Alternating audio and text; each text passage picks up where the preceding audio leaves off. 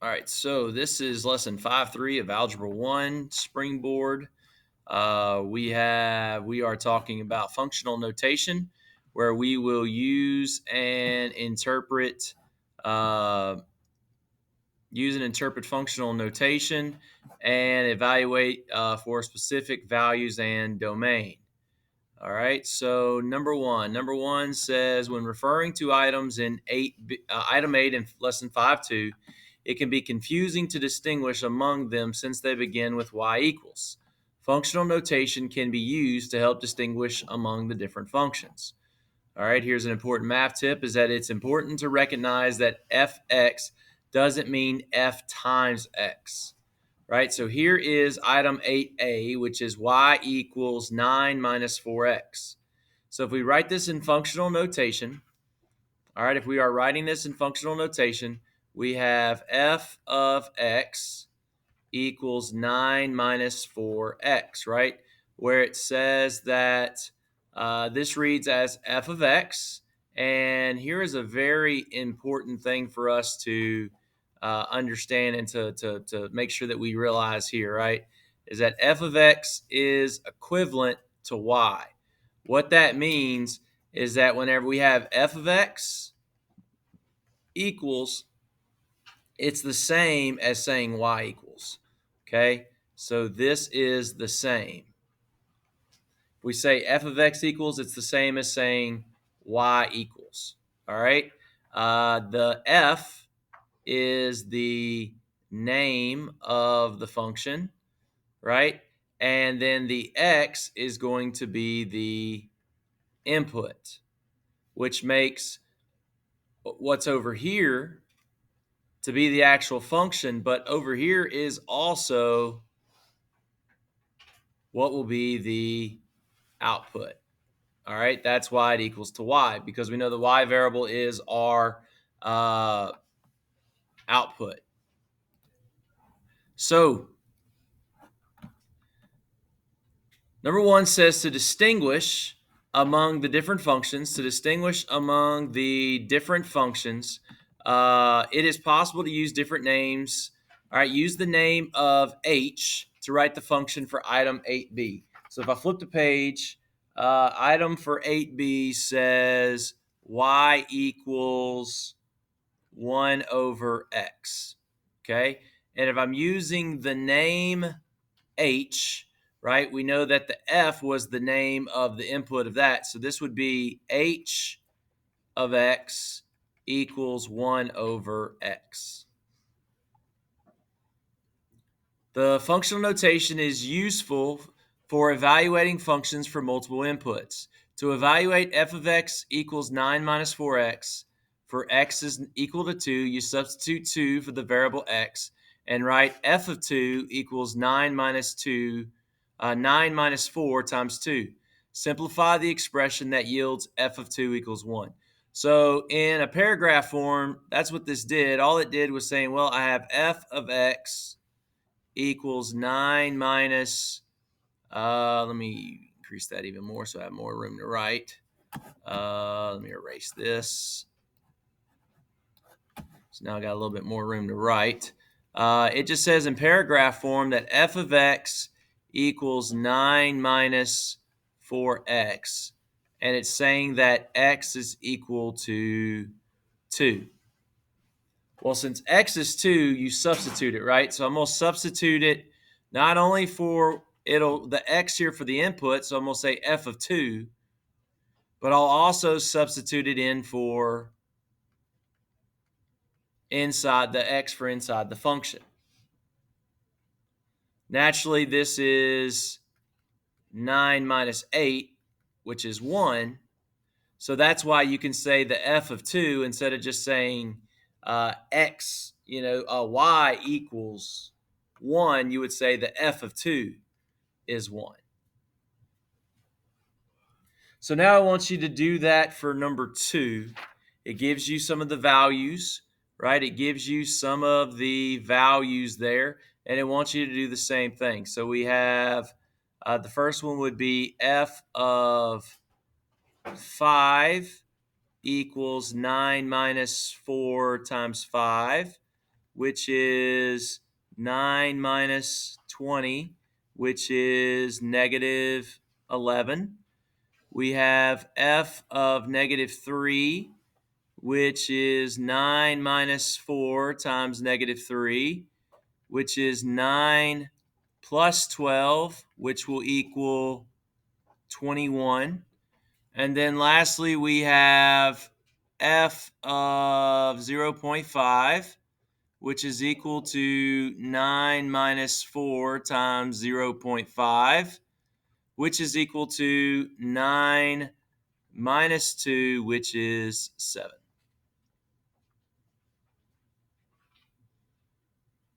So now it wants us to find the values of x and f of x for item 2. Display them using the representation. So a list of ordered pairs.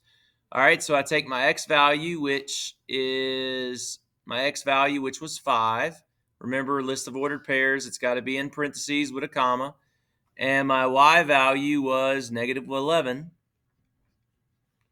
comma there, parentheses, x is negative 3, comma, my y value is 21, comma, my x value was 0.5, comma, my y value was 7. All right, if I'm going to list this as a table of values, I'm just going to make my own table since it kind of split the page.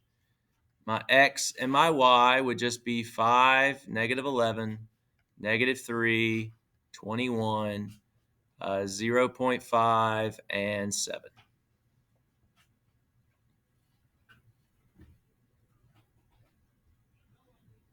All right. Mapping. Mapping is where we make the circles of inputs and the circle of outputs, and then we draw the arrows. So that would be 5, negative 3, and 0.5. And then this would be negative 11, 21, and 7.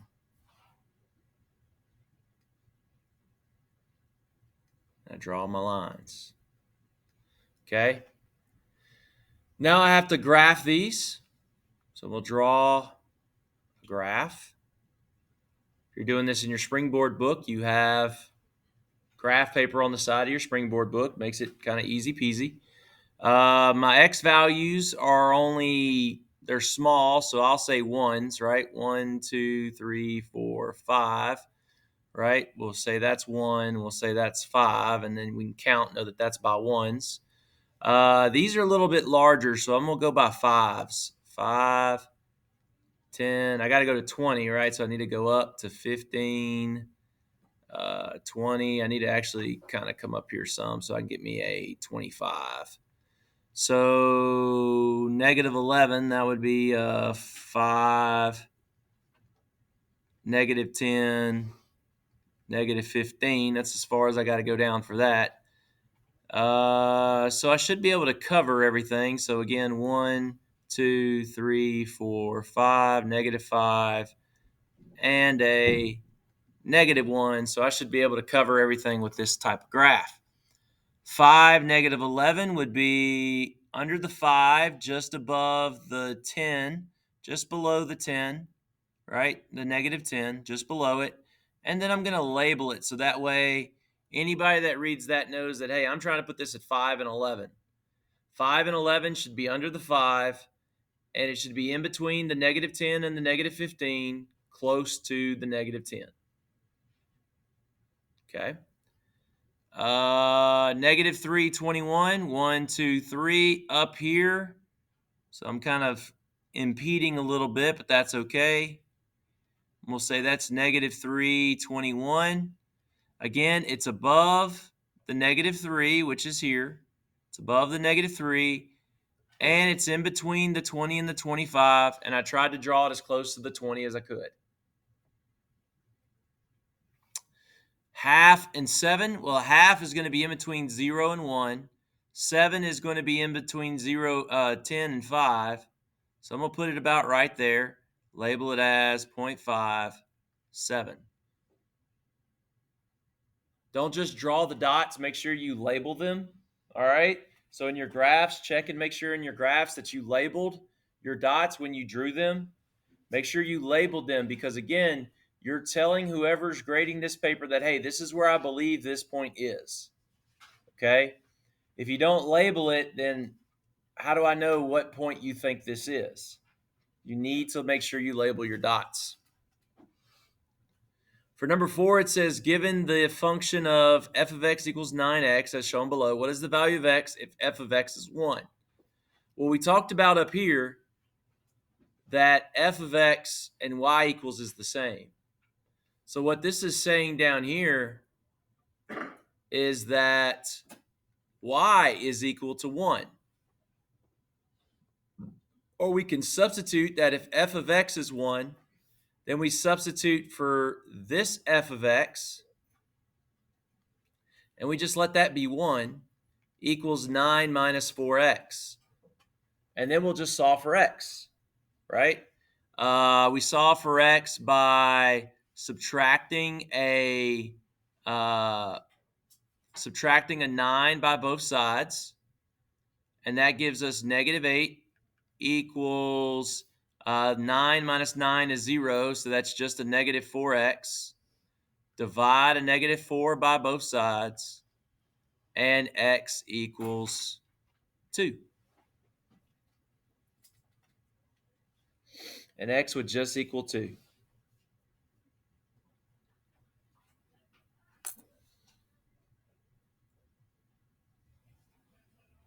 All right. Number 5. Number 5 is working just like number 2. Number 5 is working just like number 2. So we're going to say the f of negative 5 equals 2, negative 5 minus 7. That's negative 10 minus 7. That's the same as saying negative 10 plus negative 7. So that's negative 17. And then we're going to have, and I'm going to draw it just kind of right up here above it. I'll put it in a different color. F of 4 over 3 equals 2, 4 over 3 minus 7. That's going to be 8 over 3 minus 7.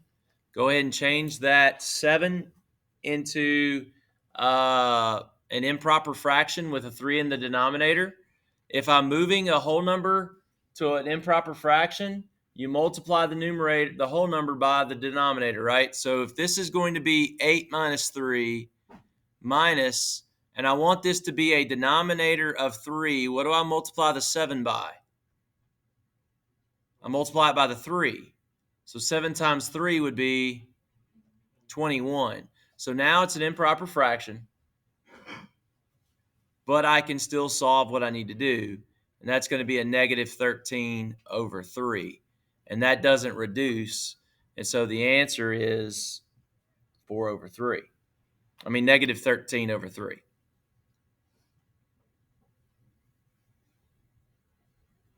So G of, and that's supposed to be equals, G of negative 5 equals 6 times negative 5 minus parentheses negative 5 squared.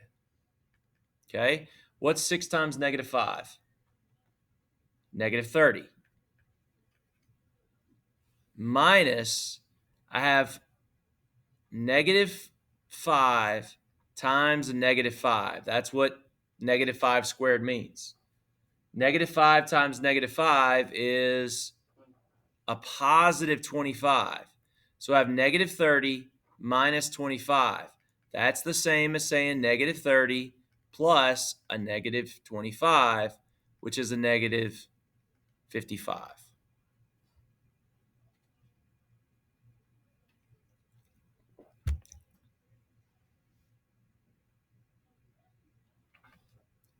All right. G of 4 over 3 equals 6 times 4 over 3 minus 4 over 3 squared. That's going to be 24 over 3 minus 4 squared is 16. 3 squared is 9. To make your life a little easier for that, then you can say 24 divided by 3 is actually 8 minus 16 over 9.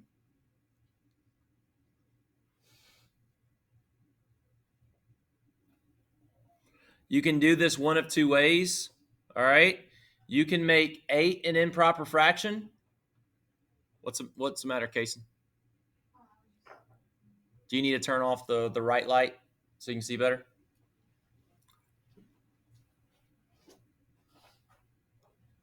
No, the other one. Or both of them, because it's sun shining outside now. We're not used to that in first hour.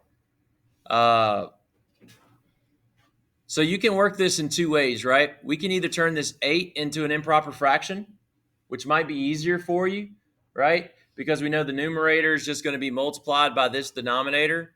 So it's going to be 72 over 9 minus 16 over 9. And that's a little easier to work with for some of y'all because that's 56 over 9, and that's just what it stays as. Or you could have left it as 8, took out the 1 out of the 16 over 9, and that would have been 8 minus 1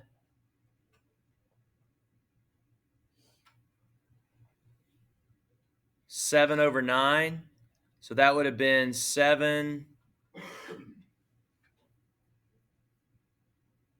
See, is that right? 7 over 9. Take out a 9. Yep, you're left with a 7.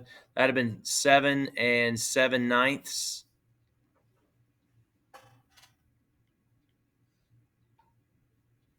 Or no, that'd have been subtract the 1. 8 minus 1. 7. No, 7/9. So that'd have been 6.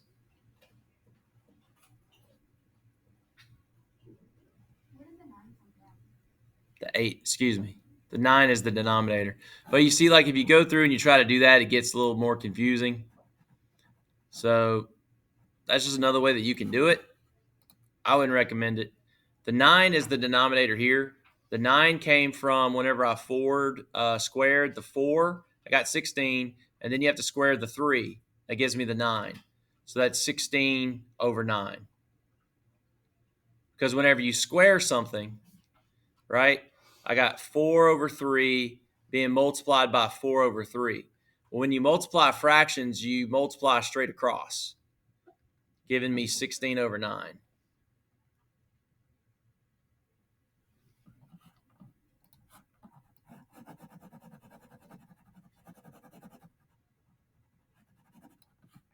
All right, let's see.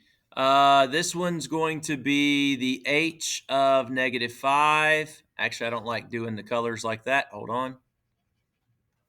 The h of -5 equals 2 over -5 squared. That's going to be 2 over 25. That one's kind of easy enough. This is going to be h 4 over 3 equals 2 over 4 over 3 squared. So this is going to be 2 over 16 over 9. Okay. So what this is saying is that this is saying 2 divided by 16 over 9. Okay? That's what that's saying. That was one of those complex things that you learned in 7th grade where you had a fraction with that fraction in the denominator. Remember, fractions is just division.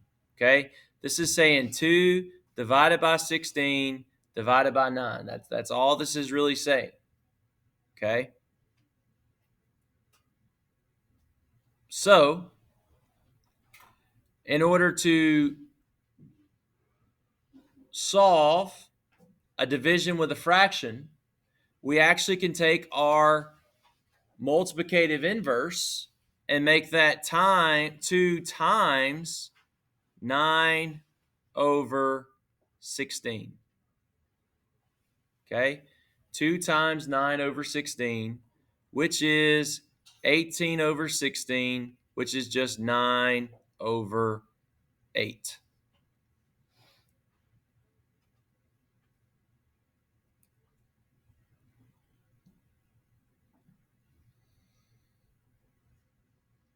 Number 6. Number 6 is going to be a leap question. Number 6 will be a leap type question, right? Recall the money changing machine from item 3 in lesson 5.2, in which the customer can insert $5 $1 bills at a time and receive the equivalent amount of quarters. The function f of x equals 4 represents the situation. What does the x represent? What does the f of x represent? This is going to be a leap question. They're going to give you something similar to this, and they're going to say, well, hey, what do these mean? What does the x represent in this? What's my input? What do I put into this machine? I can insert up to 5 $1 bills at a time. That's my input. Insert, input, that's my keyword right there, right? So my x is going to represent, right? So we're going to say x represents the number of dollar bills inserted up to how much? 5. Up to 5. Okay. Up to 5. And then what does my f of x represent? The f of x is going to be the output. If I put in $1, what do I get out? The equivalent amount of quarters. Okay? So that's what I'm going to put. I'm going to put f of x represents the equivalent amount of quarters received.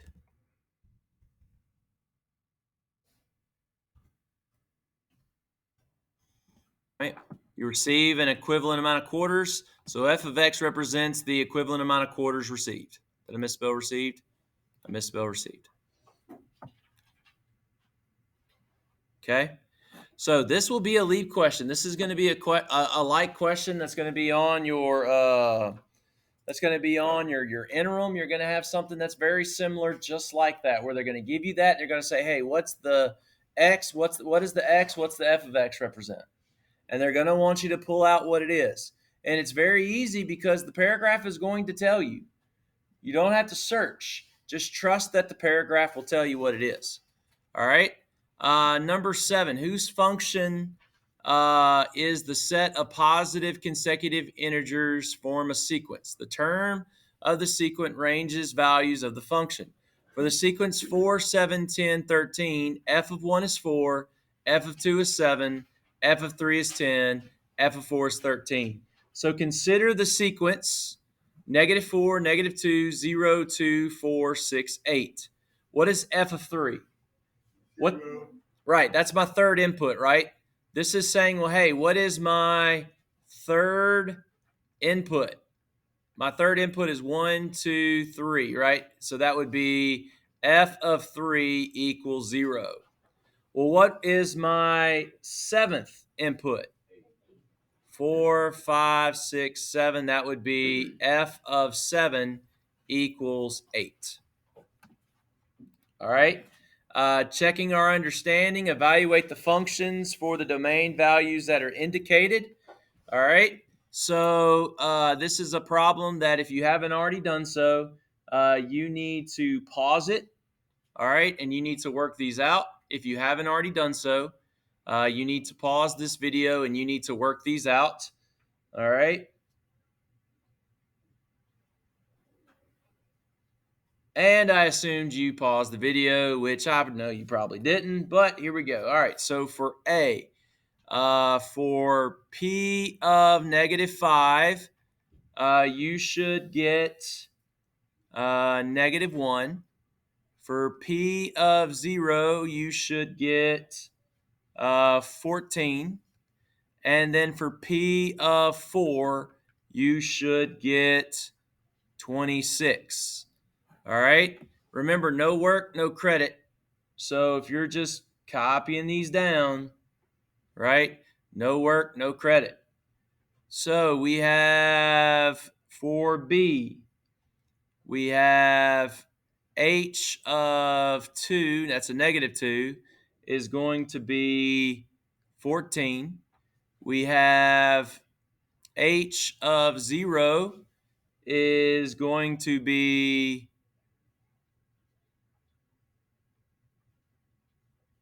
that should be 0. Oh, I see what it's done here. All right, so this is a misprint. This should be a minus. All right, so yeah, right, because there's a 0 here, 0 here. That's going to give us a 0.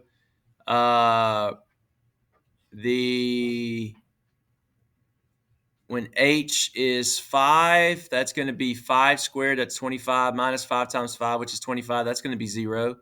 And then when H is 7, that's going to be 49 minus 35, which is 7. Okay. Consider the sequence. What is f of 2? F of 2 is -3. What is f of 5? F of 5 is 9. All right. And then here are your lesson practices. Write this as a function. Write this in functional notation. All right. So that should be easy enough. F of x equals x squared minus 3x minus 4. Evaluate the function for -2. So f of -2 equals -2 squared minus 3 times -2 minus 4.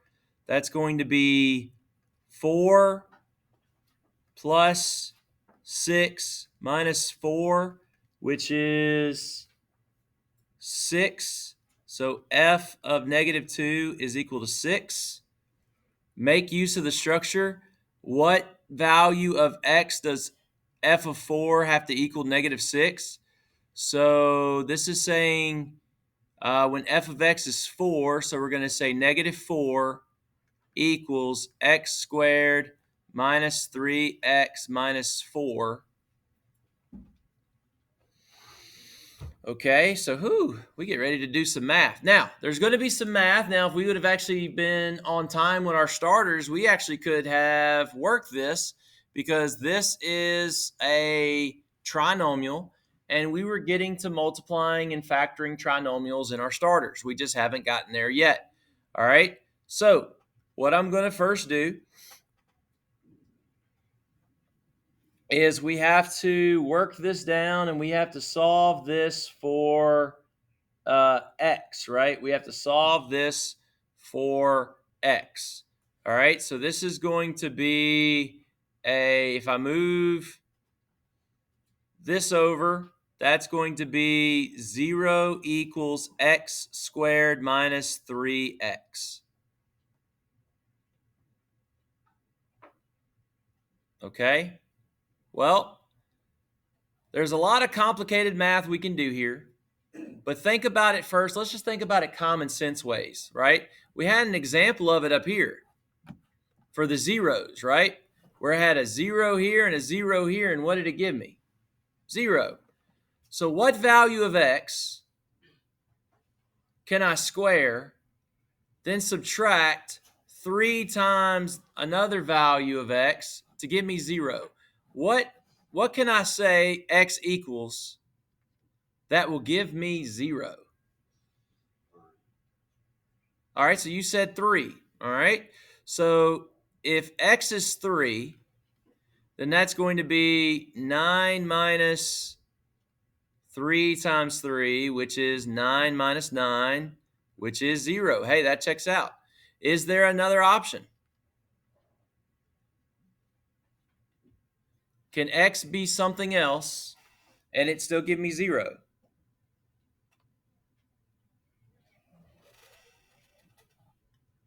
We had that option up here, right? Where when h was 0, it gave me 0. And then when h was 5, which is the number that's being multiplied in the binomial, still gave me 0. Well, that's the case here. I got a 3, right? That's 9 minus, and so that's how we got 0. Well, what's the other one got to be here?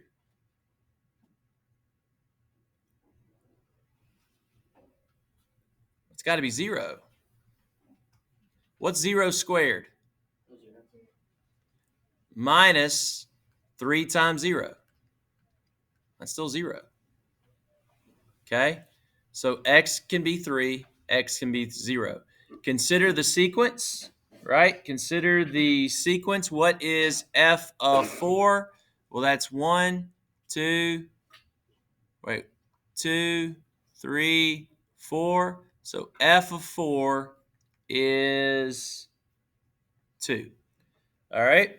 That is Springboard Activity 5, Lesson 3.